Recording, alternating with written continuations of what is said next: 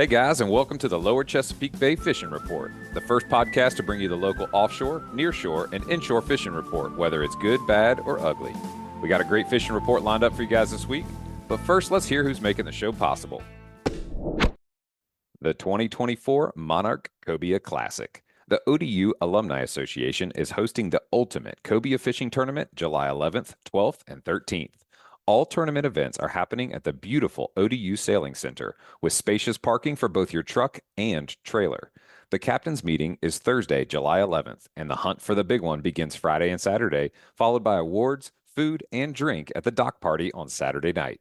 It's only $400 for early registration. After July 1st, that price goes up to $450. And if all else fails, you can even register at the captain's meeting. This year, we've added a weigh station at Wallace's Bait and Tackle in Hampton, as well as Long Bay Point Marina in Virginia Beach.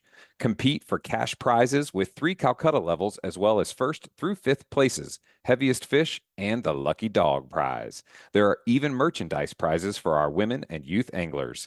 All proceeds support the ODU Alumni Association Scholarship Fund and ODU alumni programming. To find out more, visit them on Facebook at Monarch Cobia Classic, as well as the links in the show notes.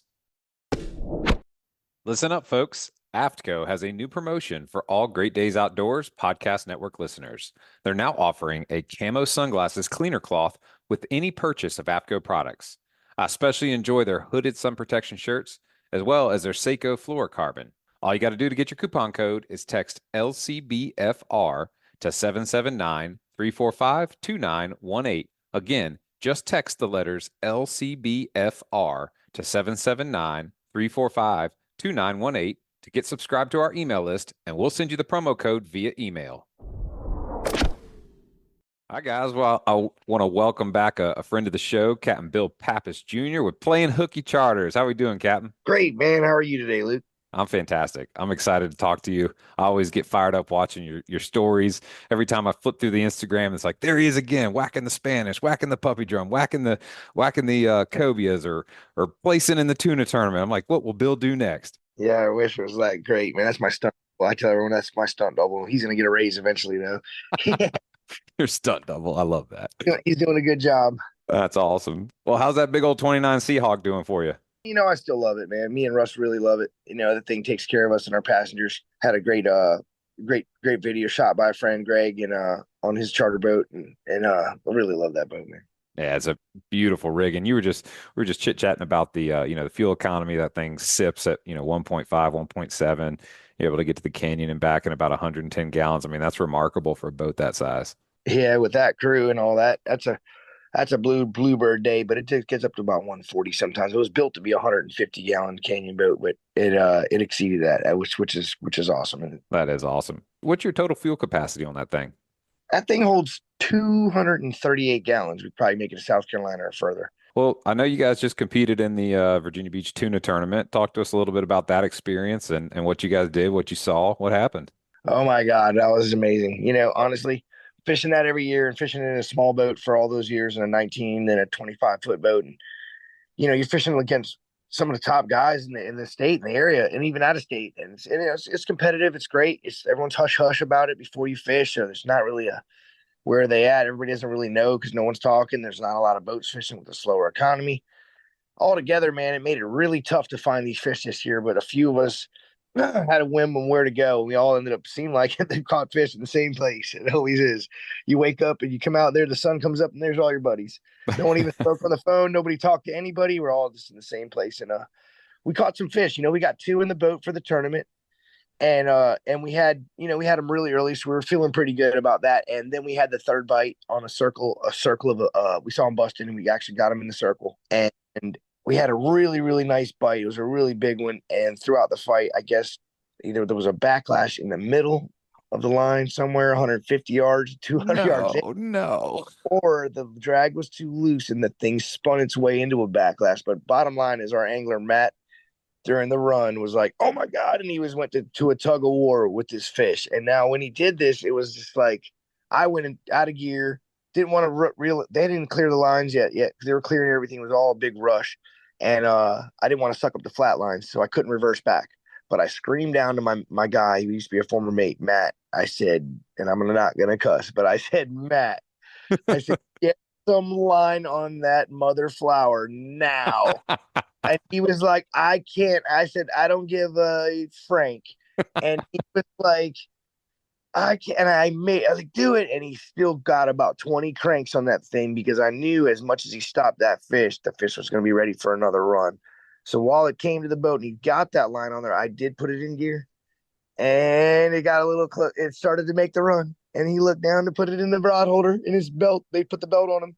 And as he was pulling back and I was still with two motors in, bink, it got to the end of the line. It got right to the end and played tug of war at all three things against us. And we lost would have won the small boat 100%. We were at 56. We were 54 pounds and the winner of the small boat had 60. So even if it was a 10-pound yellowfin, we would have won. But keep a 10. You get what I'm saying? It was a good one. Yeah. But hey, you know what? The guys, we all, they had a great time.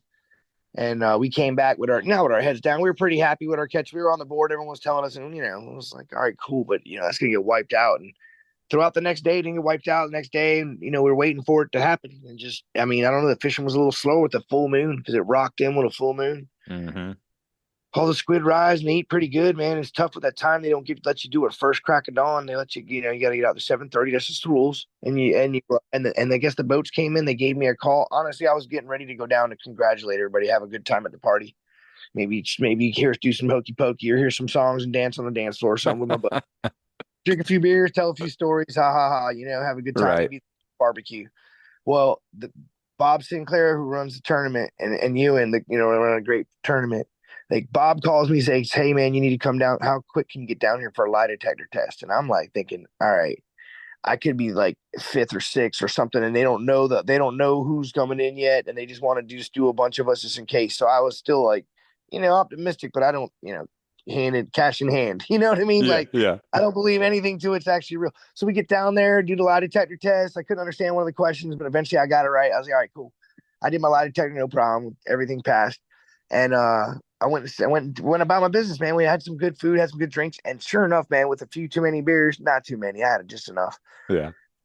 And some good combos. They called playing hooky up on the stage, and we Let's walked up go. there, and I could not believe it, bro. I felt like I was fishing, and I gave him a couple woos, looked out in the crowd, and I was like, woo! I was so happy and proud just for the day. I was telling people it could have been a couple $100. It would have been fine, but just to have the name playing hooky on that check meant a lot to me. And from where we came and built this business from, and pride stance. Yeah.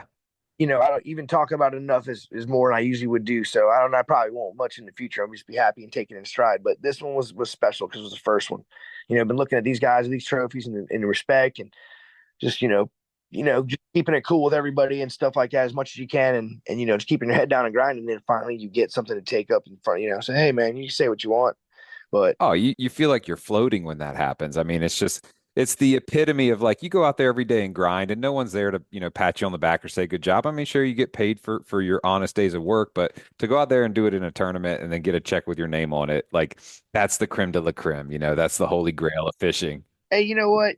Honestly, it made my family proud. It made their families proud. It made the other guys' families proud. Like they didn't know that we actually had won because we had been informed so late, and they already had plans for the evening. So a couple of the guys that won didn't even they weren't even there. And I saw, my neighbors and stuff. So I see them and when I got home and jumped up and down and celebrated with a buddy. We held the check, checked it all out. He's gonna hold the trophy for a month. I'm gonna hold it for the first month. We're just gonna pass it around. So we got That's one. cool. That's cool. And isn't it one of those it's a tuna tail, right? The trophy's actually a tuna tail. Yeah, David Dunn does a lot of welding. He actually made our fuel tank on our other boat, but he does some good stuff and he made these trophies for us this year. And we're just glad to be holding one. They weigh about 25 pounds though. You can use them, you can knock somebody out when they're pretty heavy. Oh wow. Yeah, that's incredible. So fishing question, go back in time a little bit. You said you caught them in a circle. Now what does that mean? That's a term I don't know. All right, well check it out. So say you're trolling and you've got a lot of lines out up to a couple hundred yards. You've got a long stretched out lines. You got wide side stuff stretched out and outriggers and other things. Well, you see something in front of you that you want to see offshore, like fish busting. Mm-hmm. Hopefully they're close enough where they're not past you already, where you can't do anything about it. Okay. But if they're in front of you, you don't want to run them over. You don't want to run through it. You kind of want to go a little bit either past it let them keep predating and still eating the bait they're eating and making them jump. And then you want to get around them and it's called in the circle. Get them in your circle inside your, because when you turn, like say you're going around them to the right and you cut to the left, right then all your lines will go right through where the tuners are busting through eating the bait. And that's what you want. You don't want your boat in the bait. You want your bait. You want your baits, your lines in the bait. That makes sense. That circle gets them inside your circle, which we saw them busting to our right. We were like, there they are. And we cut it over to the right with the tower. We were like, yeah, and then boom, we got lit up. And it was yeah, and that was our nicer bite of the three. You said that there was a backlash that was getting up on the reel. So talk me through what was happening to the line on the reel, and why did you go into neutral to kind of, press pause on the chaos there? What was actually going on from a technical perspective? Oh man, two things. We analyzed it a bunch of ways, but we figured out two ways it could happen. Now, a miracle backlash that somebody didn't remember last time they're reeling in, or somebody did not level wind when they're reeling in, and when it's retreating on a good run, it can backlash. But we figured somehow, some way, either there was a backlash already in it. You can't take 8 rods, 10 rods in the cul-de-sac and zip out 100, 200, 300 yards of line before a tournament. You'd be like, all right, let me prep for this. You just don't know it's there. So that could have been a possibility. I'm thinking it was more of one of the drags on one of the rods wasn't properly set. It just wasn't done. It was a manual error. And when the line came flying out on this fish, we had stopped the other two pretty close. They're same class. We had stopped them right by the boat, brought them to the boat pretty efficiently in minutes. This run, this other one, either was a big eye or it was such a strong yellowfin that it zipped out so hard that it flipped the spool over and it got out at a time on that big of a run. And honestly, he could have hit the drag when he was set because he couldn't pass the rod to anybody. He had to pass it around the rail to himself. And he might have hit the drag. He said he didn't, but he might. I don't know. You never know. He might have, but either way, it created the line to spool out and to bind up on itself. That's a backlash. You're bound up. You're basically hitting the brakes on every process going on. Yeah. No more rod is important. No more where you got the pole put. It's all about that reel stopping and making the brakes go on where you can lose everything and put the highest tension. You do what's called a terminal tackle test. You find out how good your crimps are, how good your rigging is, and that thing ended up breaking right at where his teeth hit the round thing going against, so that even chafing gear might have helped. But that's what right there. So that's you learn chafing gear next time for that one. Yeah, absolutely. I mean, things happen. I think, we've talked about golfing. We talk a lot about fishing. And I think one thing that's true across both is the ability to maintain composure. And even if you have to do a little breath work to okay, things are crazy right now, but we got to stop and we got to breathe and think and do the right next thing, and I've experienced that in, these little cobia tournaments that we do, which the money isn't nearly quite what it is in a tuna tournament. So I'm sure the stakes are that much higher. The intensity is that much higher. But a recent report that we talked with Ty Griffith from 7 Fly 7 when he was hooked into his first big bull red on a fly. And, I just kind of stayed right in his ear, a couple feet from his ear, and was just calmly talking him through okay, we're going to move a little bit to the left of the boat. All right, I'm going to put us in a gentle circle. Don't change that pressure at all. You're doing great. And just talking, communicating through a potentially chaotic situation can be the difference of, boating a fish versus not boating a fish. And it sounds like you guys did everything you could do. But with that backlash sitting there, it's if I'm understanding correctly, you had to keep the fish from getting the run to where the reel was going to hit that point of basically no more lines coming off this reel. Right. And he did hit that point, and Matt went jerking to the back and was him versus the fish. And that's when I pulled it out of gear again. Oh, you couldn't go in reverse because of the flat lines. Oh man. So then when that happened, man, it was just I got him to get about 20 cranks on there. So we got some more line on the spool, and we should have done was got him to put some drag on it, some more heat. So at least had some kind of give, but instead it was all the way ran again with a super run. And it got to the end of the line, and it did the same exact thing where it bound up, except for he was pulling back to put it in the belt at the same time. No rubber on. I mean, I was in gear. I mean, I could have been in neutral point. It was just all at once, and you just darn, this is what I shoulda, woulda, coulda. Yeah. But it's so fast and such. So I mean, I went in gear because when he was gaining those 20 cranks, it was coming for the boat. It was steaming at the boat, and I didn't want it to go under the motors and stuff. So I was like, all right, let me stretch this thing back out a little bit. Yeah. And when I did, I started watching him and them, and then oh man, it just all happened quick because it made its run. It freaked out again. And I might have hit my shark, but let's just tell ourselves that Megalodon hit it, and that's why it broke off. Man, I am good to go. Honestly, with the funnest tournament I had because I didn't have the pressure of all the other ones. We were building everything, saving up, saving up. It was a grind. And this Yeah. one, the last year, we just put the new boat in the water, hadn't even ran the outriggers, dropped the outriggers down ever until we did the tuna tournament. So we went out on autopilot, crazy time in the morning, crazy waves, crazy. We went on the roughest day, figuring we'd have the best catch for the rough day, getting rewarded, but that didn't work out. So this year was one of the best. We had the most fun. It was just like, got fish early. We enjoyed it. Everyone had a good time. We saw everybody at the party. Everyone was cool. It was fun stuff. That's all you can ask for. And I know Bob Sinclair and Ewing, they do a fantastic job putting that together. They bring out some of the best local sponsors. It's always great to see Reese Balls up there doing Simon Says. Who won Simon Says? Who won Simon Says this year? Do you know? Honestly, I was tucked in at the bar with some buddies. I don't drink much, so it was like one of those nights to celebrate a little bit. And I was back. I didn't see who won it. I didn't. But I doubt indulging, having a great time. I think it might have been Jake Bolts. I think he kind of wins it every year. Oh, he won. I know he won last year or something like that with some push-ups. So That's good. So since tuna tournament, have you guys been able to get offshore, or what are the sat charts saying? What are the sea surface temperatures saying? Is it good water? Is it a good time to go, or are we kind of in a holding pattern? honestly, I have a good analysis, and I think it's going to be pretty accurate. I was booked inshore the next whole week. It was offshore all week, next inshore. And honestly, when you don't have a great bite or even two people, the trips aren't for offshore aren't as booking as much, I wouldn't think, because people aren't catching what they're trying to catch yet. Hmm. And so it's a lot of deep dropping and stuff like that. But they're still fishing for deep drops, and those are still good. And we were booked Friday for deep drop, but or Friday, Saturday, but Hmm. the weather offshore wasn't conducive to doing that. 3 to 5 foot waves offshore wasn't going to work. But so we're still being booked for those types of things. And honestly, I think it's Sunday. We're going to give it a shot. Okay. I'm going to go again and drag lines, and the crew that's a walk-on crew who knows that the last resort is going to be deep dropping, but we're going to try to get some fish and hopefully get some tuna. And if not, we're going to start doing the playing hooky mahi thing and putting some mahi trips together. People seem to like those a lot, and we do. They're so much fun to catch when you can get on a good school of them, and they're fantastic to eat. So on playing hooky, I know everybody's got their own little mahi magic that they like to do. What's some of your favorite ways to target mahi and get a hook in those things' mouth? Oh man, we learned a lot from the old school guys in Carolina. Tom Kraus on the hooker and other guys down there from 25 years ago. And we just do the same method. You look for a grass line. Hopefully, you can find a pile of them, and when you do, you throw some bait out to them, get them worked up pretty good, and get a few hooks in the water, and just start putting them things in the boat, man. It's like I'm sure. I don't know if you ever. I'm sure you have. You had to have. Have you mahi bailed before? Yes, it's fun. You know how it's exhilarating. You're You literally yeah, you put start laughing. taco in the boat, man. Bloodbath. People. I mean, it just is what it is. It's a controlled chaos. If you Yeah. get what I mean. It's the funnest thing. So we love it. People love it, and it's just one of those things you look forward to each summer, and that's going to be something good for us for throughout the years, I believe. That's awesome. And seasonally looking at the calendar, is there a time of year that we typically start to see the mahi show up, in that like 30 to 50 mile range, or is Yes, it just sir. a crapshoot?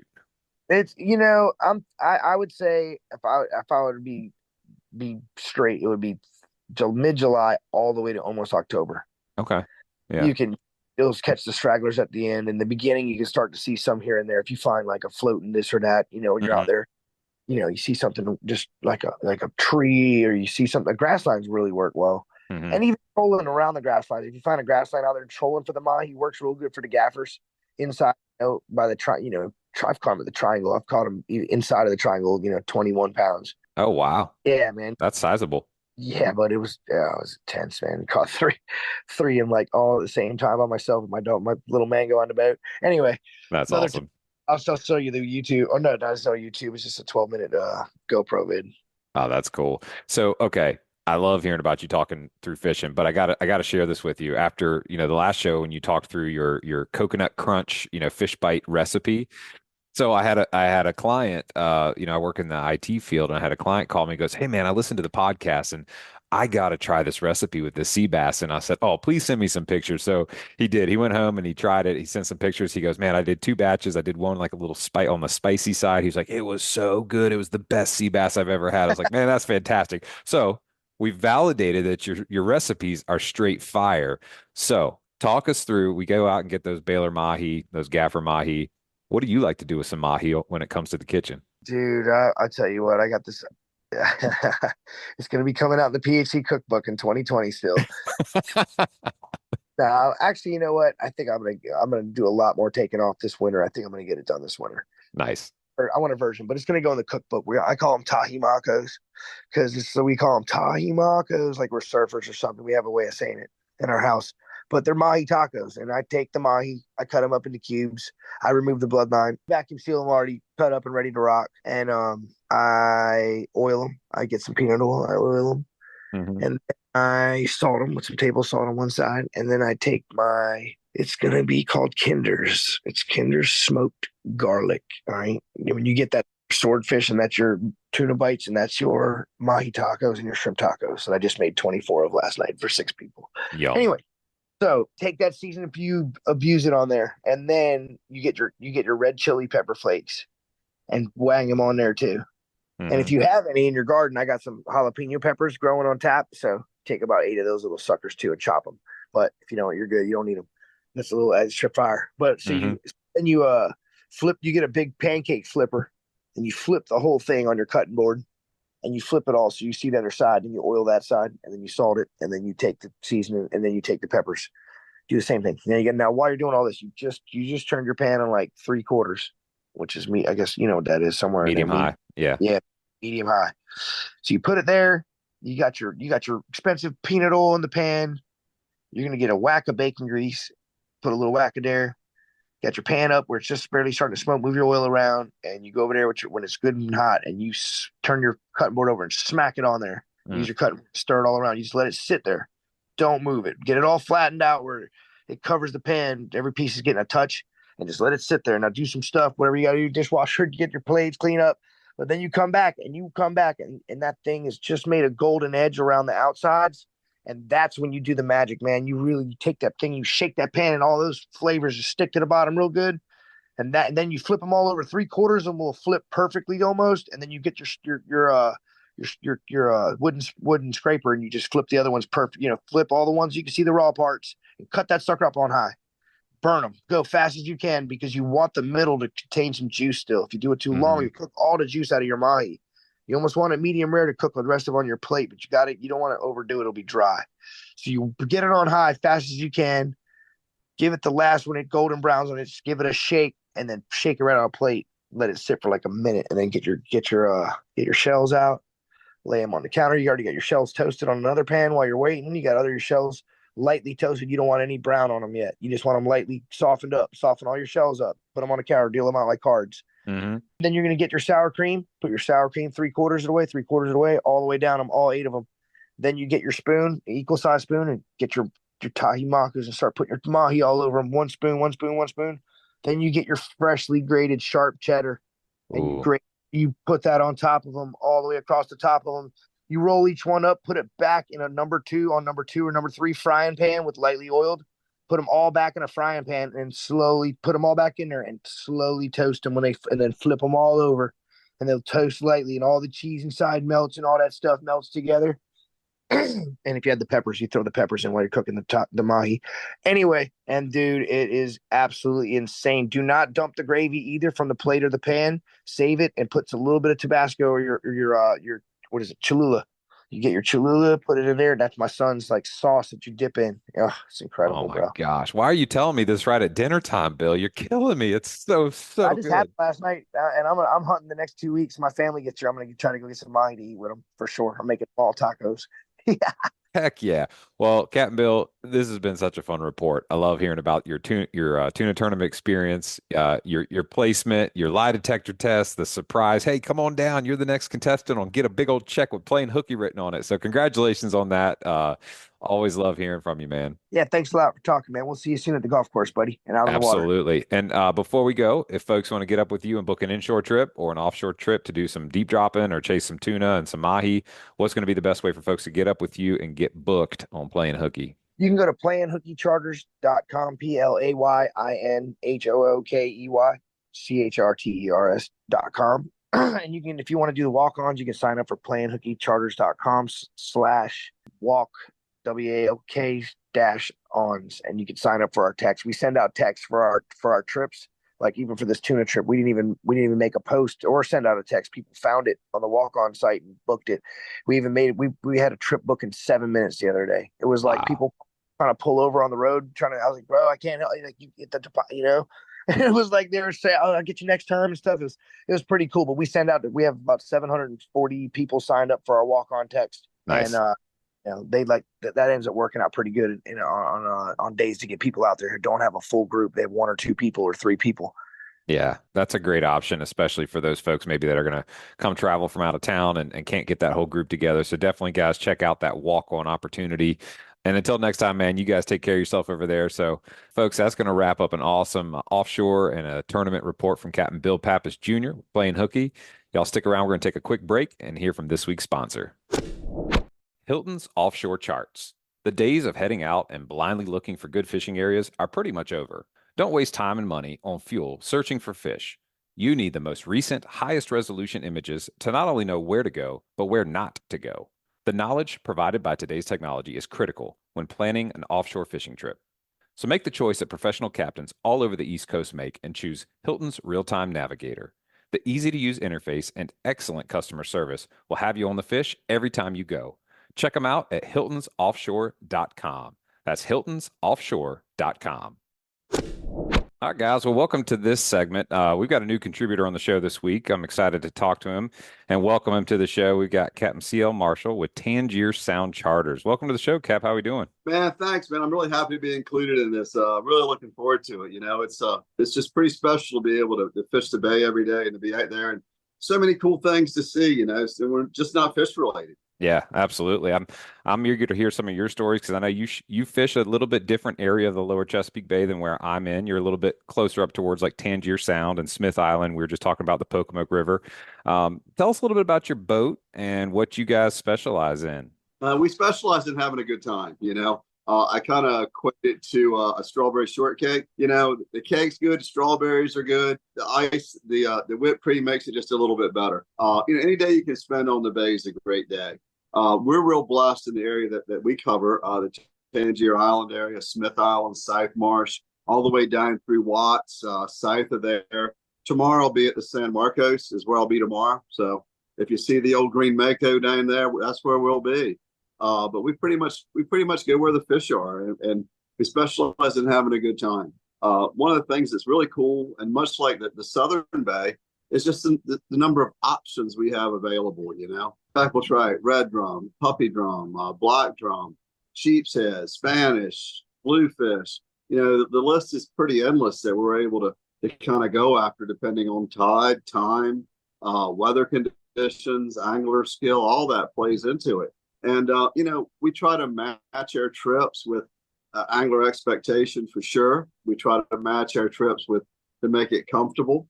We try to match our trips with our folks to have fun, and that's what it's all about. I tell everybody that gets on the boat the same thing, and they all hear the same one-liner, and it's true. So I can't promise you what we're going to catch, but I can promise you that you're going to get my best effort. And when we're and I hear it time and time again, when we're successful and catch a few fish, they're like, "You get so excited and you do this for a living." I'm like, "Yeah, because it's pretty cool to be able to do this for a living, to be able to share these experiences, be part of something that people will remember for a long time. I hope, hopefully in a good way." So you asked about the boat. Yeah, I was curious about the boat, but I was just going to say you're exuding the passion for what you do. So I'm already excited about fishing. I don't care what we're going fishing for. I feel like if I'm going fishing with you, we're going to have fun. But yeah, tell us about the boat. You mentioned a green mako. I'm a mako fan, so tell me about your old mako. Yeah, back in the day, I fished a lot with one of my good friends, Paige Linton, and he had this Mako 224. And we're in Norfolk Canyon, we're everywhere in this mako, and it was just one hell of a riding boat. The thing rode well. He didn't have trim tabs on it, but I think if he did it again, he probably would. But I found this 1991 Mako 231 from Captain Brad Foxwell up in Nottingham, Maryland. And Brad had started refinishing it and something else caught his eye, if you will. So Brad put the boat up for sale, and the moment he put it up for sale, I gave him his full asking price for it, and it was about 60% finished, if you will. So that allowed me the opportunity to finish this 91 Mako the way I wanted it. And I just couldn't be more happy with this boat, you know. Yeah, I know she's not a new regulator or a new yellowfin. I get that, you know, but she is mine. I do own it. And when it comes to ride, I'll put it up against anything. The boat's amazing. She's very dry. She's very heavy. She holds 150 gallons of fuel. I've got a new Suzuki 250 on the back of it, supplied by Sandpiper Marine in Accomack, Virginia, which is I'm a firm believer. You know, all the 4-stroke motors out there are great right now. So you don't necessarily buy the motor, the brand of motor. You buy the service that's behind it.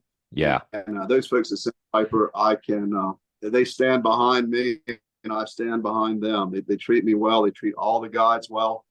They get them in and out quickly. So I put the new Suzuki on there, which was key. New Garmin electronics, Minn Kota trolling motor, you know, all the bells and whistles that are required to do the job properly. But yeah, I'm real happy with the boat. She'll go. And one of the things I hear often is when I take people fishing is like, it's a 1.5 foot of water here. And I'm like, yeah. And they're like, I would never thought to fish here. And I'm like, good. You know, and we'll throw these little bone colored top water things and fish explode on it, and it's a memory of the making. And they never think about that. But that's one of the cool things about that boat. I can get in such shallow water. But yet the other day it was, well, I think you were out in the afternoon down at the Bridge Tunnel, breezed up a little bit, 15 or so from the southwest, and my windshield didn't get wet. You're right. Yeah. It's a great riding boat. And, I jokingly say sometimes folks get on my boat. What year did you say your Mako was? Was it early 90s or late 80s? 91. 91. Yeah, mine's an 88. And somebody will, drop something or it'll hit the deck or whatever. I'm like, oh my God, I'm so sorry. I'm like, hey, it's lasted this long. That's not gonna hurt a thing, But you mentioned some skinny water. You mentioned a bunch of different species of fish, where you guys are fishing out of. What is what's some of the top 3 or 4 fish that you guys mostly target and have success up in that area of the Tangier Sound? Well, red drum are my thing. That's kind of what I've kind of been known for locally, if you will. But a typical spring fishing trip with me would be, we would go try to catch some speckled trout, in the grassy shallows. We would go try to do that. Maybe and a trophy rockfish, we'd try to do that, try to pick up a rockfish as well. And then if I can catch the tide just right, ease down off of Watts Island and try to pick up a black drum. And then as the night goes on in the evening, I definitely want to be in that skinny water looking for that big spot-tailed red one. It's just one of my favorite things to do. And it's really, until you experience it, and, a lot of folks that are listening to this thing have, when he picks up that bait in 2.5, 3 feet of water and screams off 100, yeah, I know, isn't it cool? Yeah, that explosion on the top water. I mean, we've talked to Austin Hain on Fineo and others. It's like, the offshore guys, the creme de la creme is that blue marlin. And I think for us inshore, nearshore guys, getting an explosive topwater bite is just about as good as it gets. And puppy drum probably do it the best of any of them out there. The puppy drum do. And I had something really, really cool happen the other day. I had a captain from up the bay, Captain Larry Geit was with me. And, he just wanted to see the way I do things. Everybody does things a little bit different. And we were in 2.5 feet of water. I remember like it was yesterday. We were bait fishing. And with a half a soft crab on an 8/0 circle hook floating, and the bottom that I look for is grass and sand, kind of a spotty bottom, I call it. So we're sitting there, and I said, Larry, pick that rod up. He goes, why? I said, just pick it up.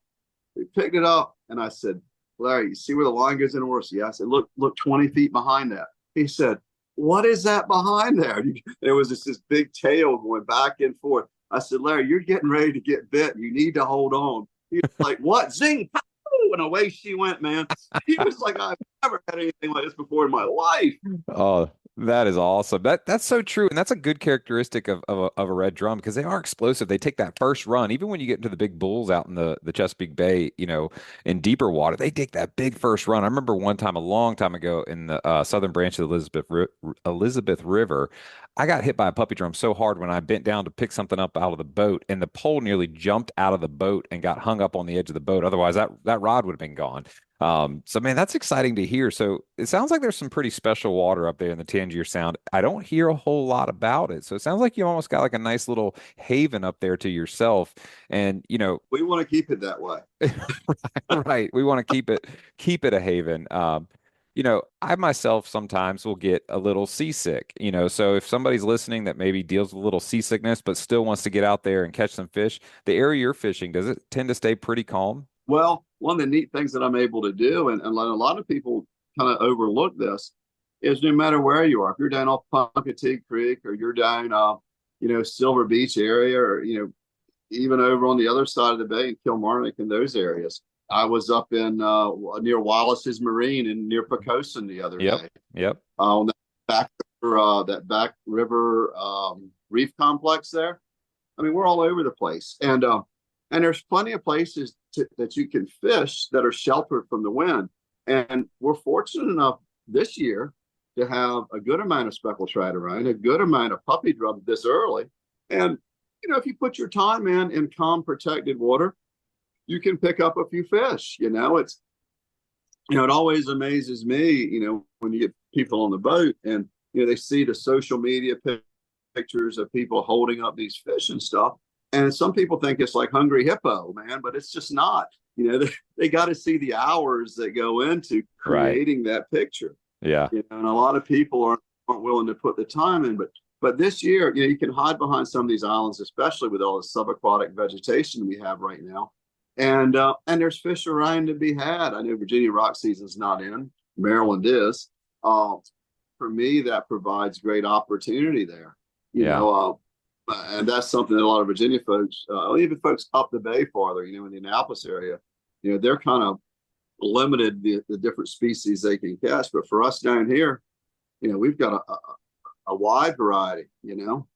Just the other day, I had this gentleman from, I think he was from Richmond, and he said, he got on the bus. I said, "What do you want to do today?" He goes, "I want to go catch perch and blue catfish." And I'm like, "Okay," and it was great, and we caught 40 or so blue channel cats. Oh, wow. We caught, maybe 50. Yeah, that's a lot of them. We caught like 15 or so perch, and we caught a long-nosed gar. Which was pretty amazing, That's cool. So you probably see some unique species pop up from time to time because you're really up there in that interesting kind of north meets south. There's some brackish tributaries that are feeding in, so you really never know what you might run into. And that's the cool thing. I mean, if you're ever in Fenwick Island, Delaware, and you go in Jimmy's kitchen, you look on the left, there's a picture of me and Jimmy, and he's holding a pompano that we caught off of just north of Tangier. Wow. This big pompano. About a 4-pound pompano, an orange filefish we caught this year, which is like in the wrasse family. So yeah, you never really know what you're gonna get. It's pretty neat. Sheep's head are becoming a more and more popular item for us up here. We're able to find them north of the bay a little bit. I haven't found the black sea bass bite lately, but I know Cole Langley has, and he won't share them numbers with me. That's funny. It's cool to just hear about all the different things that you can go after. You mentioned that filefish, and I forget when it was last year, but randomly saw one of those in my bait pen one day, and I had to Google it to figure out what it was. And I think year by year, as the weather systems change and different things happen, whether it's a La Nina or El Nino year, you just never know what's going to show up in the Chesapeake Bay because it's a big, for not to use a bad term, but it's a big open border that, just about anything can come inside of, and you just don't know what you're going to see. I mean, we had a white marlin out by the third island one time last summer when the water was super clean and clear, and I'm sure that marlin just was following bait. Next thing you know, it's up by the third island. So, what have you been seeing this past week? What have you been catching mostly in the past 3 to 4 days? Well, we have had a really good speckled trout bite, on artificial. We've been doing really, really well with that. And I'm not seeing the numbers of speckled trout that I should be seeing this time of year, but I am seeing a much better grade of fish. I mean, we've had several 28s. I haven't had a 30 this year. I did have a 30 last year. Joe Records caught that on my boat last year, but I haven't had a 30 this year, but I've been knocking on the door quite a few times. So the speckled trout bite's been good. They're quality fish. a lot of the 24 and ups inches. We've been finding not many 2022s. I don't know why that is, but that's where we are. And I haven't had a lot of the little 12-inch ones that we normally see this time of year. Right. Haven't had. So we've been catching them this week. Of course, Maryland rockfish is always good. Mm-hmm. We're blessed to be able to find those. So we're finding them mainly early morning topwater bite, which is fun and real skinny water. I look forward to doing that again tomorrow. I'm excited about it.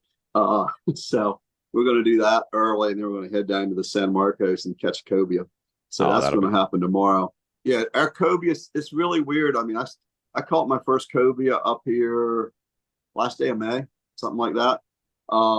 Actually behind a Nancock, Virginia. And we generally catch them there early. I had a really good spurt there. Of course, it was all catch and release, but we had 7, 5, 3, 2, and then it just kind of went cold up there. Now they're smaller fish. I believe they're all male, that far north that early. And then when the season opened, they were gone. Interesting. Yeah. But last week we did well on the puppy drum. Just a huge. It's just a great surprise, the number of puppy drum that we have here now. This time of year, normally we them until the fall, but it's turned into a real dependable part of my week right now. So we've been catching those. And then the interesting thing is in Virginia, you're allowed 3. Mm-hmm. And I believe in Maryland, you're allowed 1. So that that requires some thought as to where we're going to put the boat over, where we're going to launch. Right. Yeah. Because you get 4 people on the boat and you can only keep 4 versus 4 people and you can keep 12. And what are the Virginia regulations right now on those 3 per person in terms of length? It's the same. Okay. It's the same. But the interesting thing is Virginia is a possession state. So you're held accountable for what you have in your box at the dock. So even though I may have fished in Maryland, if I show up in Virginia right now with a rockfish, I'm illegal. Interesting. Okay. And in Maryland, Maryland is a where caught state, is a where you caught it state. So I can leave Maryland, go in Virginia and fish, right? And catch my 3 puppy drum per person in Virginia. And I can take them back to Maryland as long as I don't stop and fish anywhere else. Oh, interesting. Yeah. So it's pretty nice where I am to be able to have the ability to fish both states depending on what we're doing and where we are. So that makes it interesting. The last thing I want to do is break a law. My God, I don't want that to happen. No, certainly not, especially when it's your livelihood. So a minute ago, you mentioned you guys have been doing really well on speckled trout. And I mean, that's where I got my start fishing. I love catching speckled trout. I think the largest one I ever caught was 28 inches down here in the Elizabeth River. You mentioned you guys see those all the time. I mean, that's pretty spectacular speckled trout fishing. So talk me through, how are you guys targeting these bigger fish? What's the tackle setup? What's the line type? And what are we using for a lure? Well, I fish a lot of structure and I lose a lot of tackle. Okay. I do. I really like to fish stumps and submerge anything submerged, whether it be rocks or stumps or whatever. And if I can get that in 4 to 6 feet of water, then I tend to do better on a little bit larger fish. That's where I've been finding them this year. Every day is a little bit different.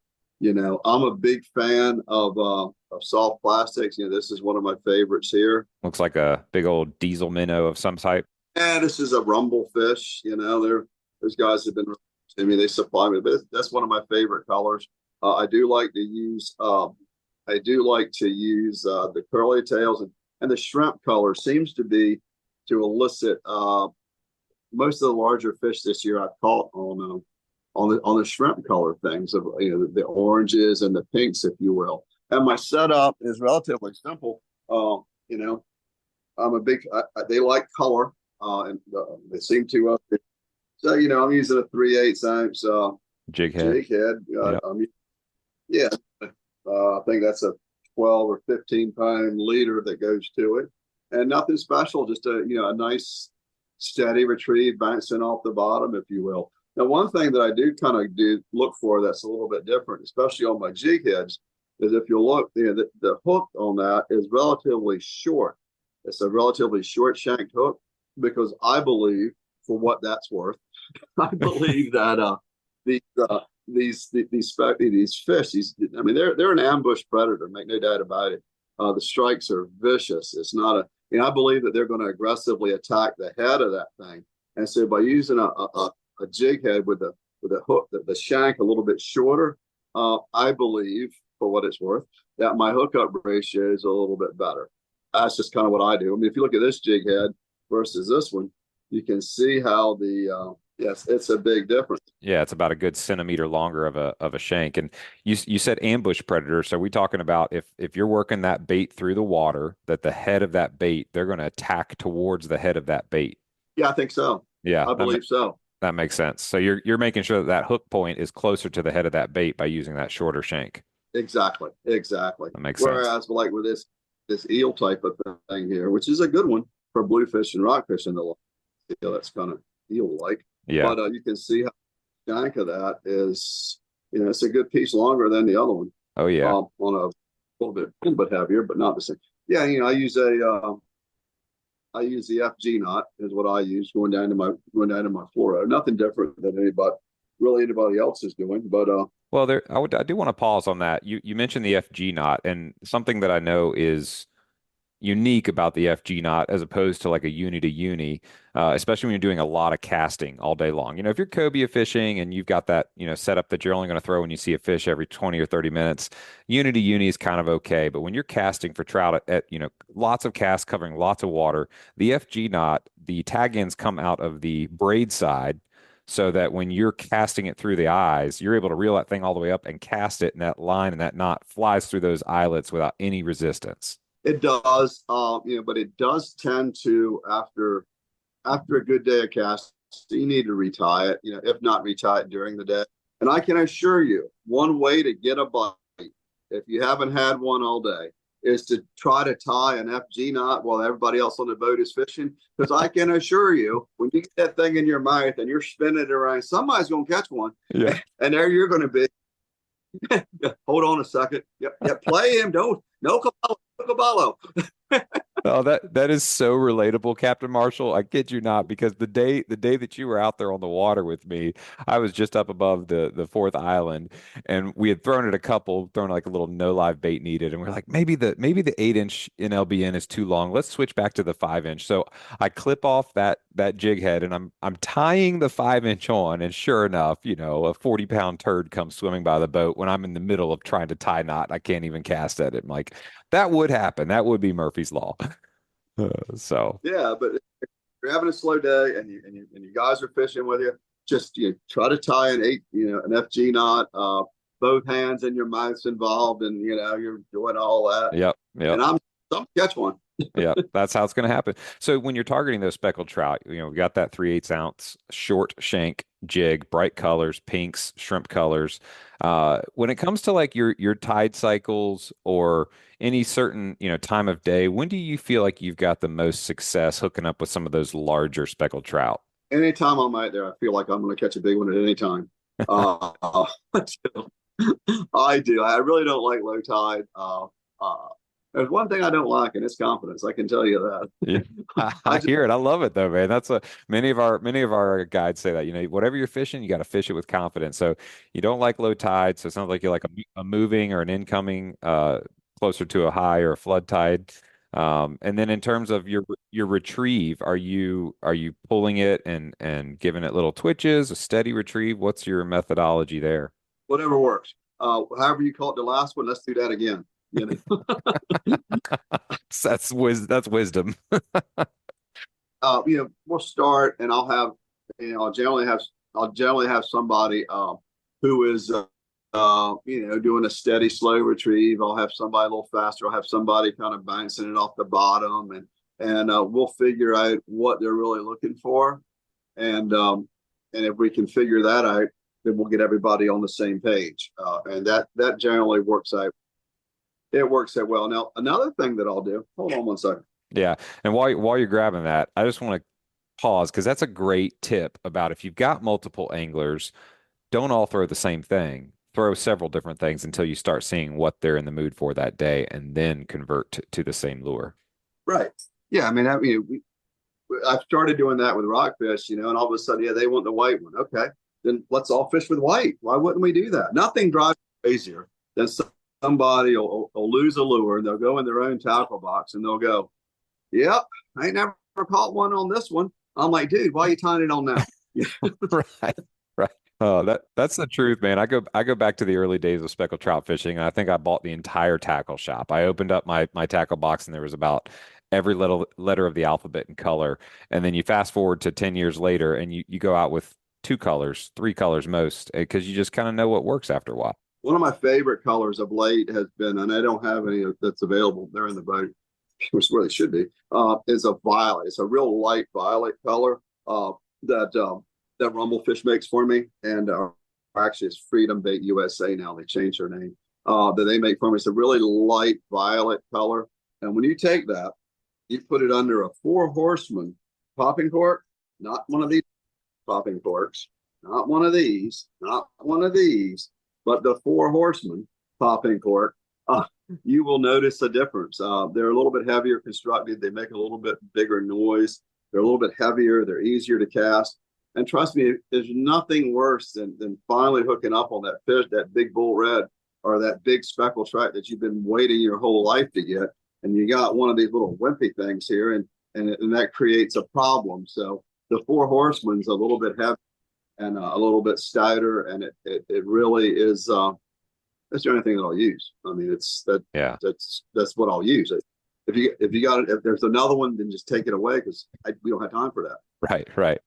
No, that's a great tip. And one of the things that I've really absorbed from listening to you share about all the different types of fishing that you guys are doing with your charter is that whatever the day comes and I go fishing with you, we're going to go after catching something, and there's not going to be any limitation in terms of what we can go after because we've got so many different species that we can choose from, and you're rigged and ready for all of them.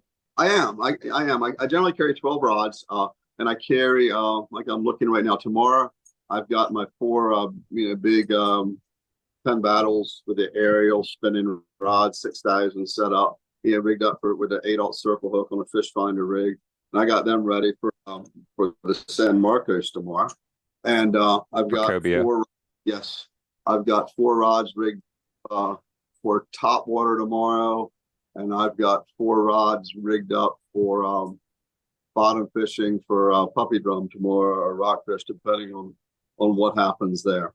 That's awesome. But every day is different, and what we figure, what we want to figure, what I try to figure out is okay, what can I do today? Based on the weather, based on the anglers that I have with me, based on the tide and the wind, what can I do today? Just the other day, I was not doing well at all. It was just nothing was going right. They wouldn't bite the soft plastics. The water was too dirty to bait fish. I just couldn't figure it. So what I did was I ended up taking the Four Horsemen popping cork, and I instead of putting the plastic little rubber fish on there, I just went to a straight hook and I put a piece of salt crab on it, and I drifted around this piece of rock jetty because I knew the fish were there. I could see them, on the sides. They're right there. Wouldn't eat anything I was giving them, but when the popping cork would drift right around the eddy, right around the front of that rock growing right there, they would take it. They would take it. They would take it. Yeah, and so every day is different, and just having I think one of the things that we do well is having the flexibility and being a little open-minded. And I'm not too proud to stop throwing the plastic bait and put the peeler on the bottom of the popping cork. I ain't too proud about that because the goal is to catch a fish. Yeah. And I'll do it. We'll do it any way you want to do it. That's awesome. Well, I'm fired up and excited for the next fishing trip, thinking about some of the things I've heard from you, just that open-mindedness, that willingness to change it up. Like I used to be a DJ, and it's like one of the key things is like, hey, if the song ain't working, the people aren't dancing, just go ahead and can it and move on to the next thing. Don't keep a bad thing going. So I've really enjoyed our conversation today, getting to know you a little bit, Captain Marshall, learn about your green Mako, that beautiful 231 that's set up to do all the things, skinny water to big water. You got the trolling motor. I heard you mention a second ago, side scan. So it sounds like if folks get up with you, they're going to have a lot of fun, which I think is your priority, as you mentioned early on. So if folks that are listening want to get with you and get booked on Tangier Sound charters, what's going to be the best way for them to get up with you and book that trip? Yep. I have a Facebook page. I do not have a website. And that's on purpose. I want to be able to talk with my folks that I'm booking. I want to know who they are. I want to know what their expectations are, because if I can't fulfill their expectations, then I can tell you that I'll send them on to somebody else who can. I want it to be successful for all parties involved. If they want to catch 300 fish, and maybe I'm not that guy. But if they want to go and have a good time and want to have some flexibility in their day and maybe go to Tangier and get some ice cream from Four Brothers, and yeah, maybe I am that guy. Maybe I am. But, I was going to say this past weekend, I'm sure there's a lot of fishermen that would have loved to have an ice cream break during that heat wave. So funny. We were out and we're catching these bluefish, and I'm throwing these Shad Rap 12s, and Matt Abel at Seahawk loves when I do that because I lose about 7 every trip, but whatever. We're catching those, and it's hot, and then we did a couple other things, and I said it was a mother, a father, and about a 12-year-old kid. I looked at that kid. I said, "Hey man, how would you like to have a root beer snow cone right now?" He goes, "Man, I'd love that." I said, "We're about 7 minutes from one. Let's go get one." Okay. You had me at snow cone. That's awesome, man. Breaks it up a little bit, and I'm fishing right there anyhow. So it breaks it up a bit, and just especially for the ladies involved. If they want to go out and go to a real bathroom, I don't have that on my boat. I have the bucket. But if they want to go to the restroom, they can do that. And I like to break it up that way. I want it to be, very, very. I want it to be a good experience for everybody. That's for sure. Yeah, absolutely. So we can find you on Facebook at Tangier Sound Charters. Yep. And then it looks like you got an email and a phone number as well. Yeah, email address is clmarshall@comcast.net. That's CLMARSHALL@comcast.net. Or, I really like the phone call or the text message, a little old school there, kind of want to talk to you. And you can reach me there at 410-251-7341. That's 410-251-7341. Now, if I'm fishing, I probably won't answer. It'll go straight to voicemail, and I'll get back with you that evening, most likely. The latest the next morning. Text messages work great because if I'm fishing with somebody that deserves my full attention. Yeah. I don't. I'm always worried about what I'm doing right now, and I'll worry about tomorrow. At some point. But the people that are with me at the time were the most important, and they're paying me for that experience, and I want them to get the most out of that experience that I can provide. That's kind of where I am with it. Yeah, that's priority number one. Well, Captain Marshall, we were so happy to have you on the show today. Thank you so much for your time. Absolutely, and anytime, man. Anytime. I tell you, the day that we were down there, it started out really calm, and we caught a couple nice sheep's head. We did, and we were. I didn't have quite the anglers that I needed for the cobias, and I realized that pretty early in the day. So we went up under the pilings and we found some sheep's head and a couple little black drum, and they were happy as they could be. And it's all about taking the ego out of it and being flexible enough to make the customer happy. That is what it's all about. So, folks, that's going to wrap up a fantastic report. We're going to take a quick break and hear from those that are making this show free for us each and every week. Y'all stick around. Killer Dock. Most fishermen clean their fish on something like an unsightly old wooden table or the top of a cooler, somewhere that is not comfortable, not sanitary, and not attractive. Killer Dock makes the greatest fish cleaning station known to mankind. They are built from marine-grade aluminum and are corrosion-resistant clear-coated to protect it from the harsh salt environment. Killer Dock makes tables and canopies at several different sizes. So whatever you need on your dock, deck, or patio, they have a fish cleaning station for you. Check out killerdock.com to see more. All right, guys. Well, welcome to this segment. I'm excited to talk to somebody I've known for a little bit now. See him every time I'm out on the Lynnhaven River. Captain Chris Ludsford, welcome to the show, man. How you doing? Doing well, sir. Doing well. Can't complain. Every day's a holiday. Every meal's a feast. Amen to that, man. Well, man, I've seen you around. You do all kinds of unique things, and this waterway, the Lynnhaven, like the back of your hand. You could probably draw it blindfolded. Tell us a little bit about what you do, what kind of boat you run, and just let the listeners know who you are and what you're about. So I grow oysters in the Lynnhaven, and I run oyster tours. I don't know if they're really eco tours or farm to table tours, agribusiness. It's a blend of all the above. Um, but I take people out and show them what I do from start to finish, fingernail to finish. When I say fingernail, that's how big the oysters are when I buy them as seed. And so I show them the whole process, and then I shuck a few oysters for them on one tour. I've got another tour where they're a waterman for 3 hours. We set crab pots, we set minnow pots, we set eel pots, we dig clams, and they get to experience being a waterman for about 3 hours. Then I have one that I do called the chef's table, where I do a 3 or 4 course meal out on the marsh, the sandbar, if you will, at my farm, and I serve a tapas style menu, all fresh local seafood. So that's what I'm up to these days. I did charter fishing on a shamrock for years and a Parker. I've had 2 shamrocks, 5 Parkers, ran the head boats for Kevin Selden there at Dockside. That's how I got my start back in 91. You name it. I've had my 100 ton since 1994. I'm up for my 5th renewal this year, I think. Oh, wow. Yeah, this will be 5, right? Yeah, 30 years, right? Yeah, that's right. So anyway, man, I'm nobody. I'm just a guy who just loves the water, but I'm nobody. I think any guy that loves the water is our kind of folk, and you're a key Yep. part of this community. And I'd been following you on Instagram for years, and then finally had the pleasure to meet you last year on the sandbar because I'm walking down the sandbar and this smell hits me, and it's a great smell, and it's the smell of scallops searing off on a grill, and I'm like, who has scallops on the sandbar? My God! And I walk up and I see Ben Shepherd there, so I'm like, I'm gonna use Ben as my end to this guy, and I'm like, hey man, can I get one of them scallops? And you're like, yeah, I'm Chris with Pleasure House. I'm like, holy cow, I've been following you for years, man. Great to finally meet you. And I just love what you do. It's such a cool and unique thing because you're really one of a kind for the Lynnhaven River in terms of folks that will actually take you out there and show you what it's like to be a waterman and get to experience it firsthand. But also, you do quite a bit of fishing yourself too. So I'm curious, what kind of fishing have you been doing lately? So I'm kind of I do a lot of flounder's my first love.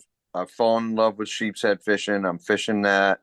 Drum, of course. I love red drum. A lot of inshore fishing. I don't have a vehicle right now to get me offshore just because of where I am in life.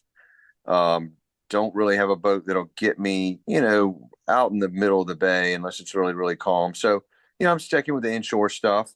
It's like back to the basics. I just love, doing the simple stuff. But that's what I've been up to. That's awesome. You're not going to see me post a lot of it. I'm very anti on that. I'm not gonna. It's I don't say a whole lot. And hey, I respect that, man. I think you'd probably be one of the first to step up and promote sustainability as well, because I know you're seeing the ecosystems firsthand and you understand what is having positive and or negative effects on the local fishery. But you mentioned flounder. I think that's, a pretty hot topic for most folks in terms of table fare. But the Lynnhaven, like the back of your hand, like I was saying. So I'm just curious, what are some of the maybe unknown species that are hanging out back in the Lynnhaven that maybe you wouldn't expect to see if you're just out there poking around? Golly, I don't know. Ladyfish, obviously houndfish. I was surprised, everybody I think was surprised at the number of really large bluefish that are inside the Lynnhaven. Still seeing a few, not as much as May. That's a great question. I mean, as far as biting the hook, I don't know, but I can tell you in my oyster cages and in some of the traps I use, it's amazing some of the things, mutton snapper, cubera snapper, juveniles I'm talking about, brown grouper, gag grouper, obviously green tail shrimp. But the juveniles of a lot of interesting species are really prevalent in the Lynnhaven, more than people realize. Because we get them in the oyster gear. Yeah. But especially the snappers and groupers and things like that, I'm really been impressed with the numbers of juvenile, those fish. Obviously juvenile sea bass and sheep's head. I don't know, adult fish, towards the end of the summer, probably see some ribbon fish. The last 2 or 3 summers, ribbon fish have been a real interesting cat. I mean, look, buddy, we never saw ribbon fish. I mean, Right. What is a ribbon fish? Yeah. we caught a ribbon. If Kenny Etheridge, this is before Dimitri and Drew had the pound nets. Yeah. If they caught 3 or 4 ribbon fish, one day out of 4 pound nets, people were in a frenzy to get them for king mackerel bait. Now ribbon fish are just, I mean, golly, lots of ribbon fish. Oh yeah. You see folks going for them on charters all the time, and supposedly they're great eating too. So I'm curious, do you have any insights or thoughts on where did these things come from and why did they all of a sudden increase in numbers? Well, it's something I've said all along. It's somewhat popular, somewhat not popular, but I'm very big on the cyclical nature of fish populations. I think I've earned the right to talk about it. I've earned the right. I've been here. I'm 54 this year, and I've seen the cycles. I mean, Carolyn Brown, the big crab. Some of your listeners will probably chime in, I hope, and give her the respect I mean, that lady and I, we caught 3-pound croaker under the Lesnar Bridge one year. That was, I don't know, 93, 94. It comes and goes, man. There's a lot of cycles. The bluefish is evidence. The gray trout that are coming back, the gray trout we've seen the last 3 or 4 years. I mean, I truly believe it's a cycle. Rockfish, same thing.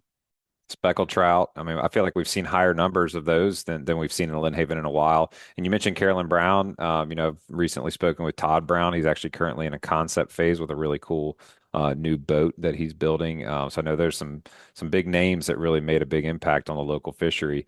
I'm curious, in your opinion, the difference between the old Lesnar Bridge and the new Lesnar Bridge, could you see that having an impact at all in terms of flow of water, fish coming and going?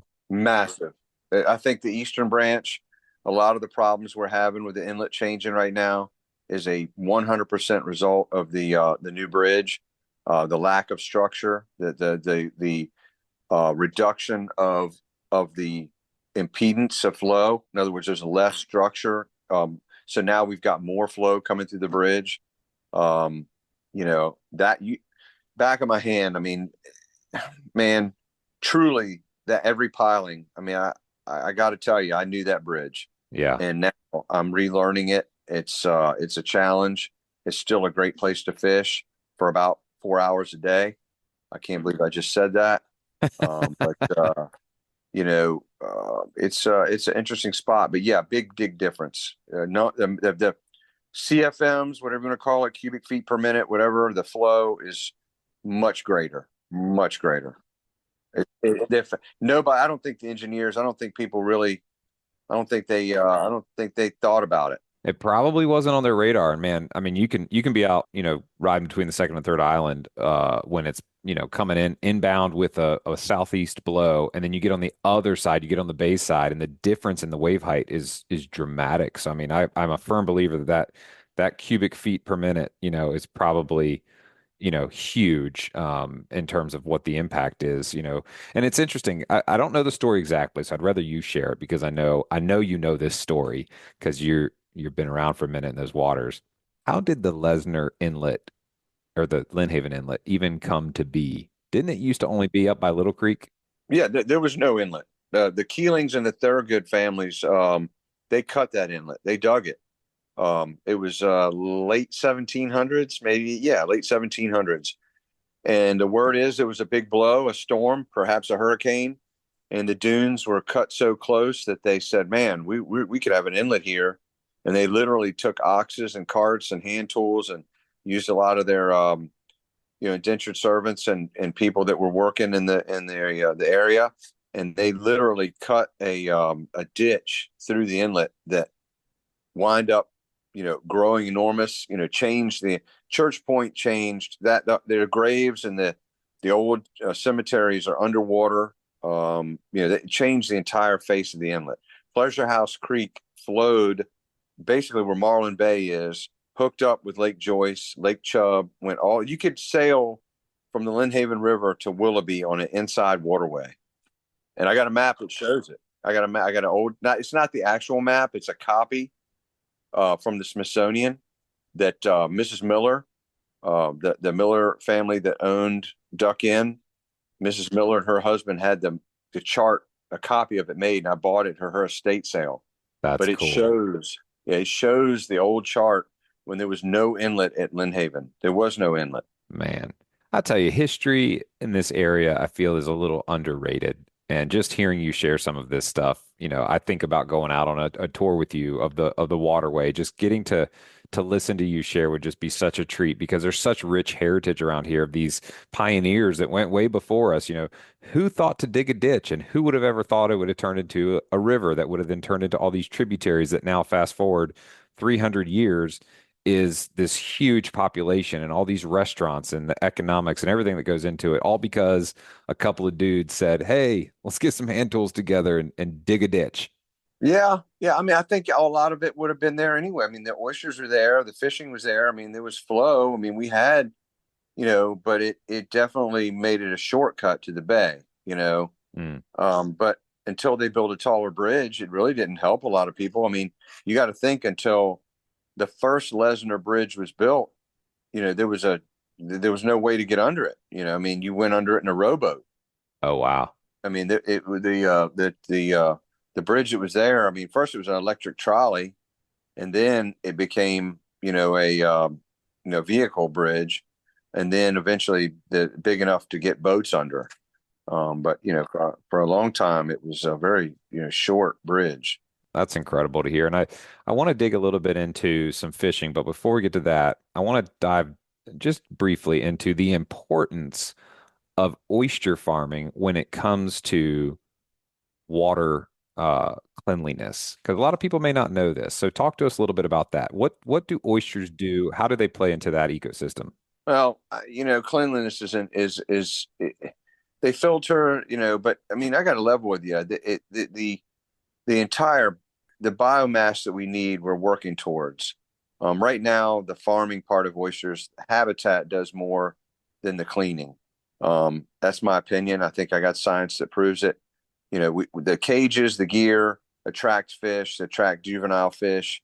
We have a lot of trout that congregate around the oyster farms and the gear. It's helping grow SAV. SAV thrives around the oyster cages, whether they're floating or on the bottom. But as far as cleaning the bay, the oysters, especially your farm raised, help when you pull them out and you eat them. All the carbon that they sequester, all the nitrogen, phosphorus that they filter out of the water that they sequester, until you harvest them, it just stays in a loop in the water. You with me? Once you harvest it, you're pulling that out and you eat it. You put the shell back, and that's incredible. But you got to harvest the oysters to really get the reduction, to pull them out. Sanctuaries are great for habitat and fishing, but they do filter and clean some. But I'll be honest with you, the whole cleaning part that oysters is kind of an oversell. I mean, it's not like, I mean, they're not going to clean up the amount of water flow that happens, off of Virginia Beach Boulevard. They're just not. Got it. We've got to fix the runoff problems. We've got to fix development. We've got to fix, stormwater runoff. They're amazing, but man, they're not miracle workers. Right. So here lately, there's been a lot of props given to them that might be a little bit exaggerated, to be honest with you. No, that makes sense as to put it in scale of what we're doing from man-made perspectives in terms of creating, runoff because we have so many hard surfaces, so much concrete everywhere that probably is a little bit overwhelming for what even the natural habitats can keep up with based on how many potential oysters there are in a given area. Absolutely. I mean, if we had the amount of oysters we had in 1932 prior to the 33 hurricane and the eelgrass that we had prior to that hurricane, the oysters even that we had prior to 1950, now you're talking about enough volume to turn over the bay every 24 hours. Now that's huge, and we'll get there. It's just going to take time. Right. It's going to take time. But to say we're making this humongous impact, I think Chesapeake Bay Foundation, Lynnhaven River now, they do a great job. The habitat's incredible for fishing. I think that's the biggest value. But to say we're making a dent in cleaning the water with farm-raised oysters, that's a stretch. All right. So switching gears a little bit, we've been talking about some of the, pros of the oystering and how it helps with the cleanliness of the water, but more so how it's helping with the habitat for the fishery. I'm sure that something else that impacts the fishery has got to be boat traffic. And I don't know if you would agree or not, but it seems like over the past couple of years, we've just seen a dramatic increase in the boat traffic in Lynnhaven. Yeah, man, I'm excited for people to get outdoors after COVID. I mean, COVID hit, and for 12 months you couldn't buy a tent, you couldn't buy an outboard, you couldn't buy a John boat. It was nice to see people getting back outdoors, taking their kids outdoors, and but now it's a little bit different of an element. It's not that getting your kid outdoors. It's this Flotopia type, Yeah. party mentality, partying on board, so that raises a little bit of issue with me, I mean, it's, but yeah, I mean, this has been good and bad. I like seeing people get outside, especially kids. Parents take their kids out and, maybe go poke up on the sandbar, run around with their dog and whatnot. But I think one of the key parts of that is being able to do it safely. And I know recently there was a post with some new updated kind of hazard maps. But I mean, for somebody like yourself who knows this place inside and out, to the average boater, what are some of the things that we need to be thinking about, be more aware of as we're boating in Lynnhaven? Well, the Eastern Branch right now is just a mess. They're dredging. They're doing a small excavator scoop dredge. It's the least environmental impact. It's surgical. They're working towards the Lesnar Bridge at this point, coming from upriver on the Eastern Branch. But the Eastern Branch just past the tennis courts is a mess. You really got to be careful. It's not marked well. It's very hazardous. I would just tell people in general, if they don't know their way through the Eastern Branch, especially the mouth right there past the tennis courts, they should probably just stay away from that. Other places are challenging as well.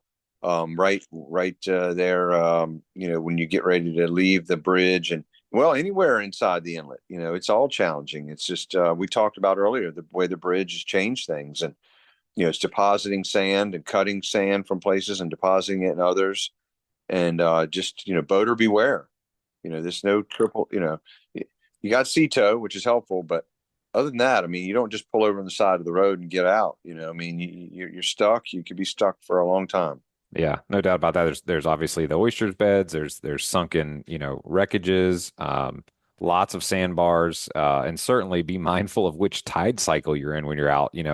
I'm not saying high tide is just a free pass, but low tide certainly introduces several things that are far more dangerous at low tide than high tide. And then the water volume you mentioned too. I've seen a lot of incidences where I'll never forget this, Chris. I was sitting at the what used to be one fish, two fish, and now the porch, and this brand new, beautiful 34-foot regulator pulls up.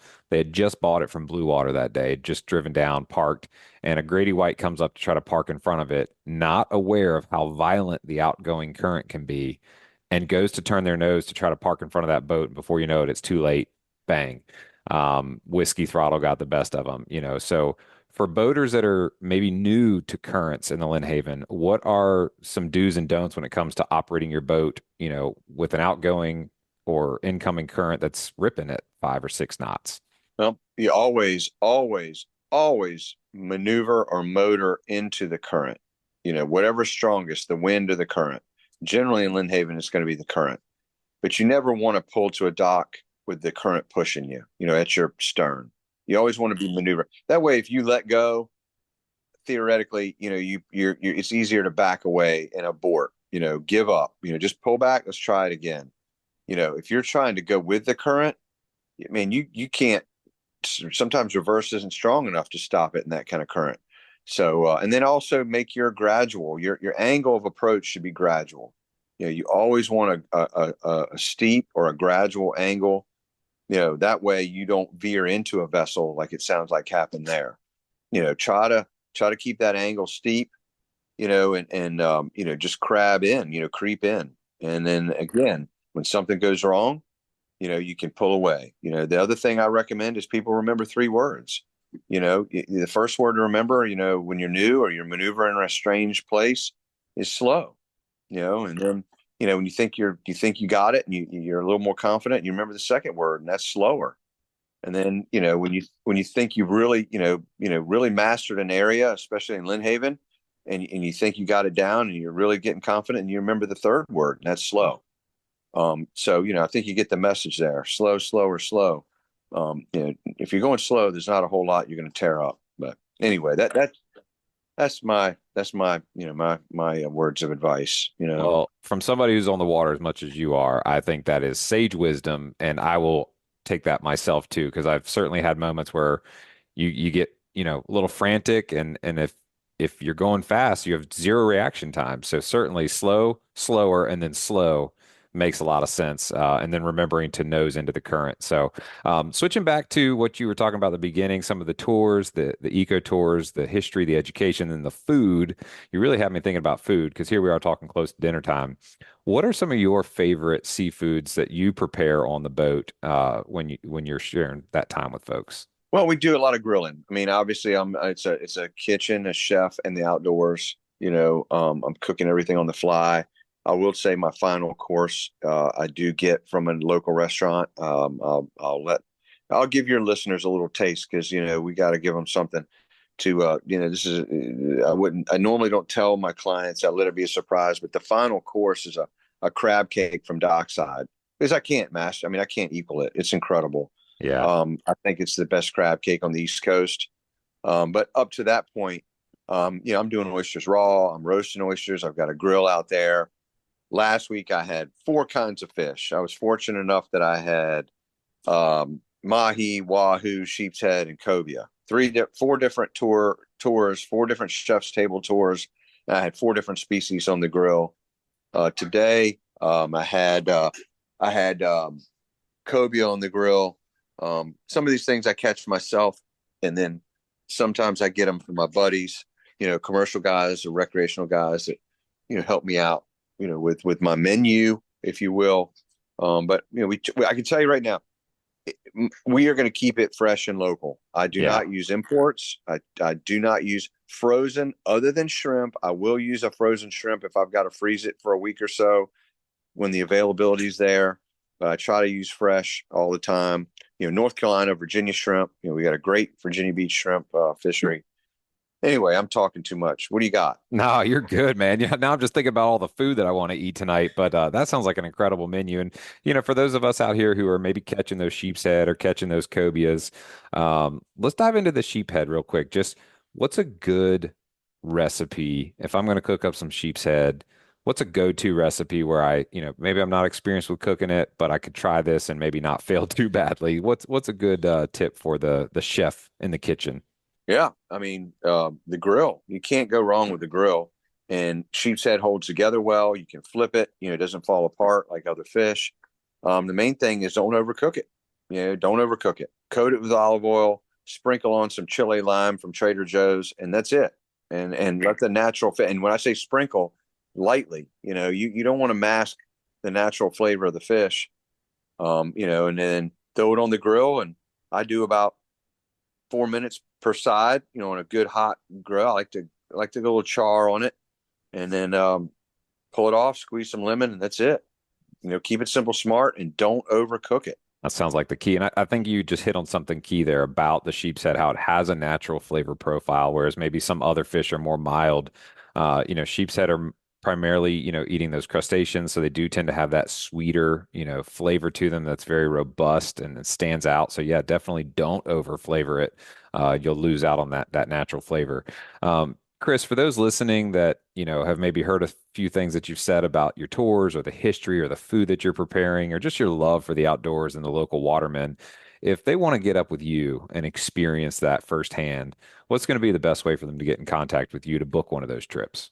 Hey, just call or text me. If I don't answer, I'm in the water or on the water, but I'll be glad to share my number here in a second. But I pride myself on not using email. We're drowning in a sea of email. Everyone is just, we're inundated with phones and email and, but I'll text and, and I'll call you back. I mean, it might take me 48 hours, but I'm going to get back to you. And that's just, I mean, I like talking to people. I don't use automated booking.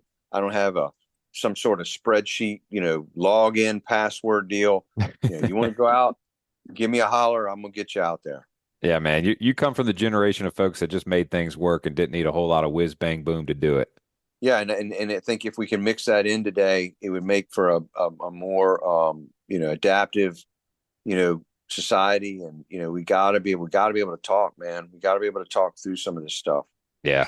Absolutely agree with that, man. And it's good wisdom to share and communicate and agree to disagree. I think that's something we don't see a good example of these days. Whether it's out on the water, folks getting frustrated about a miscommunication, or maybe at a boat ramp, or who knows what. Being able to keep a cool head and communicate is absolutely key to everybody doing what the purposes of this whole thing too, which is to get out, enjoy God's good creation, do it sustainably and responsibly. So, Chris, what is that phone number if folks want to get up with you and book one of your trips? 757-663-6970. Awesome.